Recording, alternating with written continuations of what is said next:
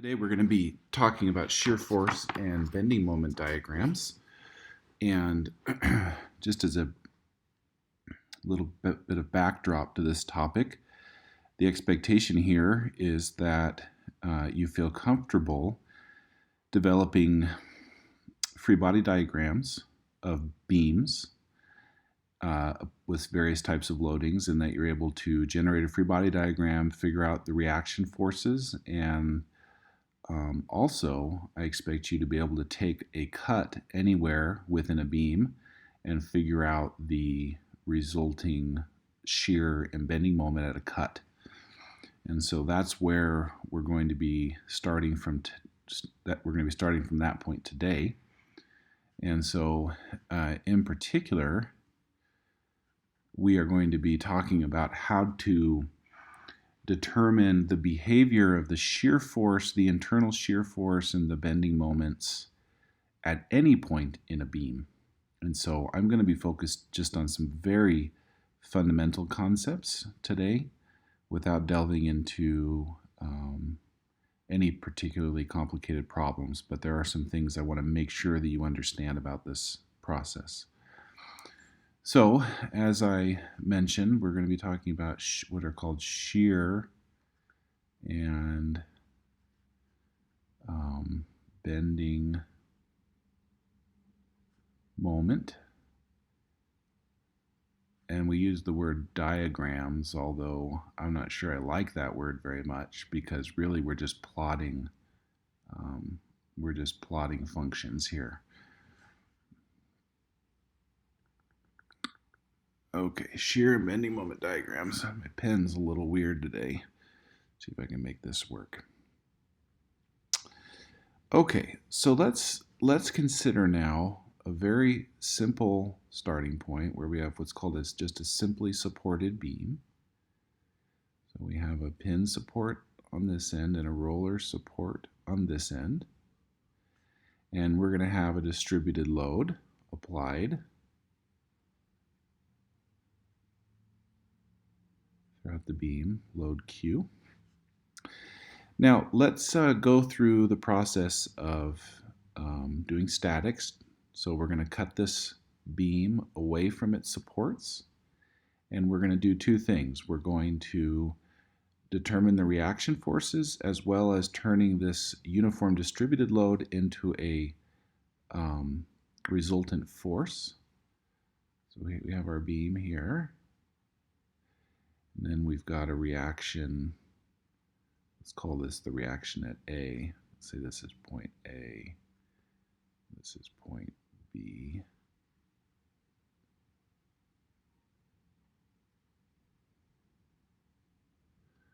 Okay.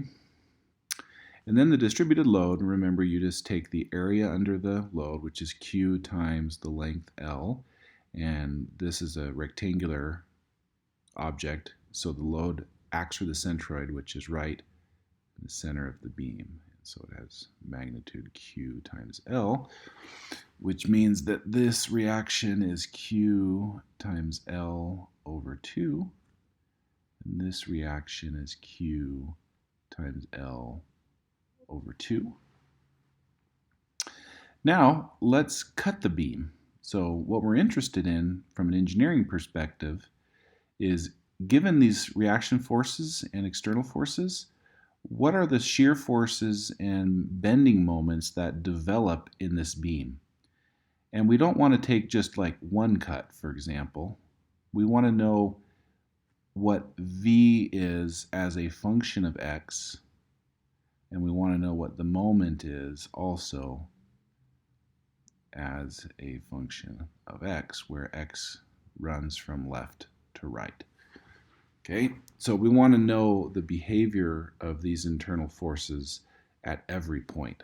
So a very simple way to do this is we just go ahead and cut the beam now, but rather than cutting it at a particular location, let's say that we cut it at point X.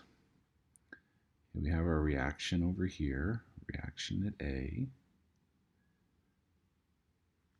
Okay, and then we have the distributed part of the distributed load that's acting on the remaining part of the beam. And then we've got V and M.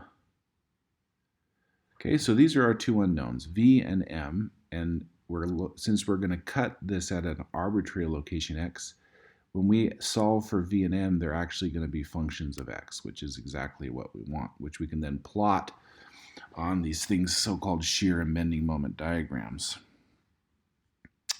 Okay, so if we sum the forces in the y direction,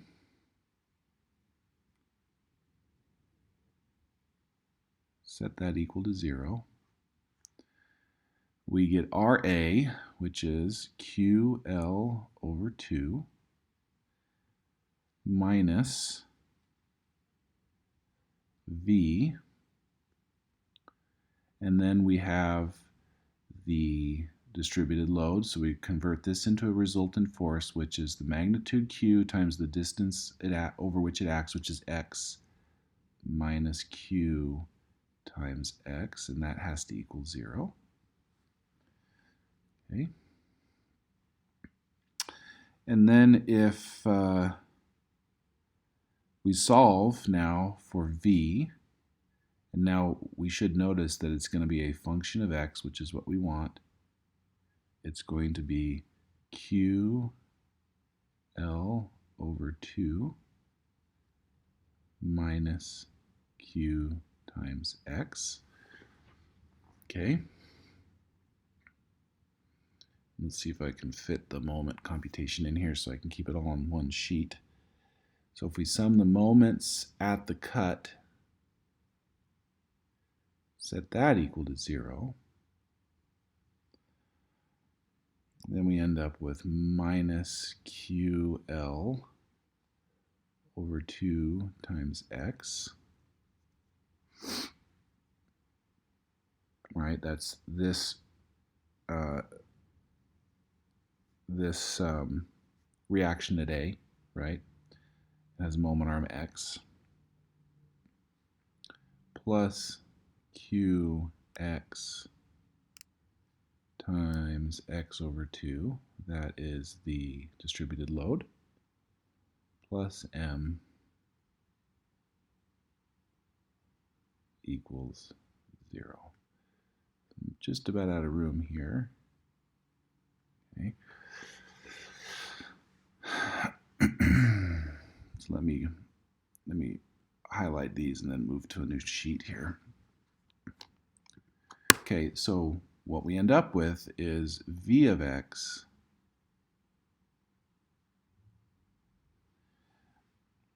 is equal to QL over 2 minus QX, and m of x is equal to QL over 2 times x minus QX squared over 2. Okay, now some interesting observations can be made here. First of all, this is a linear polynomial. See, it's a polynomial in x. This is a quadratic polynomial. And notice if we take the derivative of the shear as a function of x, we end up with minus q. That's an interesting observation. Likewise, if we do dm dx, it's going to be, actually, if you work it out, it's going to be equal to v. Okay, so those are both interesting observations. So if you take the derivative of the shear, it's just the loading, the uniform loading Q. If you take the derivative of the bending moment, it's just the shear. Okay, so those are nice relationships. Okay, so now let's plot. These are called the diagrams. So if we plot v of x as a function of x, that's called a shear diagram. Okay, and in this case, at x equal to 0, that's positive QL over 2, so it starts out at QL over 2. At x equal to L, it's QL over 2 minus QL, which means that it's going to be minus QL over 2. And then the slope is negative Q. It's just a line that connects those two dots.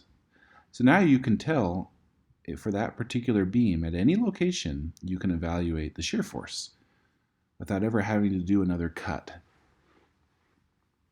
Okay, if we look at the bending moment diagram, we end up with m of x as a function of x. In this case, it's a quadratic polynomial, and at x equal to 0, it's 0.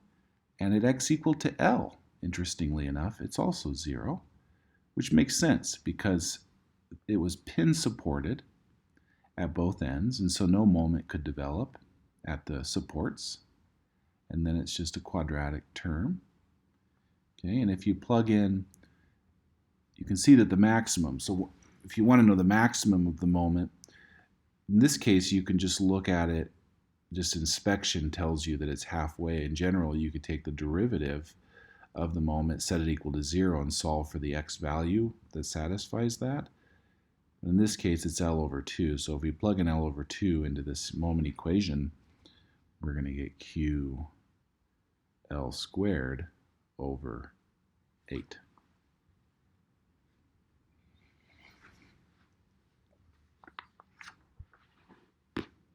Okay, so let's just make a few observations. So these are polynomials. Notice that the derivative of the moment is the shear, and the derivative of the shear is the applied load, distributed load Q. And likewise, there are a few other simple observations that we can make. And let me just write them down, and I encourage you to verify that these are true. So first, as we already observed, dv dx is equal to minus q. We have then, just from the fundamental theorem of calculus, then if we integrate both sides of 1, we end up with v evaluated at b minus v evaluated at a is equal to minus q dx from a to b. Okay. So if you look at the values of shear at either end of the diagram, that difference between those should be nothing more than basically the value, the total resultant force resulting from the distributed load. 3 dm dx is equal to v. And again, just look at the fundamental theorem of calculus, m b minus m at a, then again just equal to the integral from a to b of v dx. Okay, and so I would call these just tricks. And once you've done a number of these problems, you're going to get so familiar with how they work that you'll be able to take shortcuts and just simply look at the different reaction forces and the loadings, and you'll be able to just write down the shear and bending moment diagram. But what's more important to me is that if I give you some exotic case, you know that you can always figure out the shear and bending moment diagram because you know how to take a cut at an arbitrary point x, which develops a function of x, and then you get the actual polynomial expression, which you can plot as a function of x. And that always works, regardless of whether you can remember the tricks or not. So let me just make one more observation about this. Let's say you have a beam, for example, that has a number of different loads on it. Okay, let's say maybe there's a load here and a load here, and maybe there's a distributed load here to here. The question is how do I develop a diagram where I have these combined loading conditions? And the reality is that it's actually quite simple. You just subdivide the problem into, in this case, 4 subproblems. Okay, 4 subproblems where you're going to take a cut at some arbitrary location x. In this subproblem, you're going to take another cut maybe at x prime for this problem, and so on. And you'll develop a polynomial expression for v of x and m of x,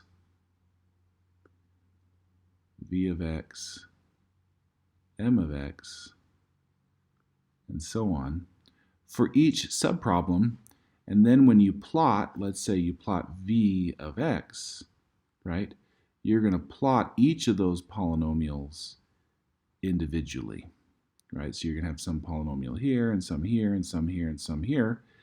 And what you realize is that if you have a combined loading situation, rather than having one single polynomial function that tells you everything at a point, what you're going to end up having is what's called a piecewise polynomial, where you have a polynomial that is continuous over the subdomains, but then may have jumps in values. So for example, in this case, you may have something that starts up here, right, and then it's constant, and then this first applied load here may cause it to jump, and then it'll be constant again, and then there'll be another jump, right, and then you'll get some change that's going to be, this is going to be minus q again, the slope here, because let's call this q, and then it will recover. So it looks something like this, right, without exact values. But you can see that each of these pieces is a polynomial expression that you've then strung together into a piecewise polynomial. So the point I'm trying to make is that the first idea here is, given some piece of a beam, you should be able to cut it at any location x. And then there's the slight generalization is if you have a beam with a combined loading situation, you should cut that beam up into a bunch of subproblems and then do what you did before, cut it at a location x for each of those subproblems, and then plot each of those polynomials on one graph as a piecewise polynomial.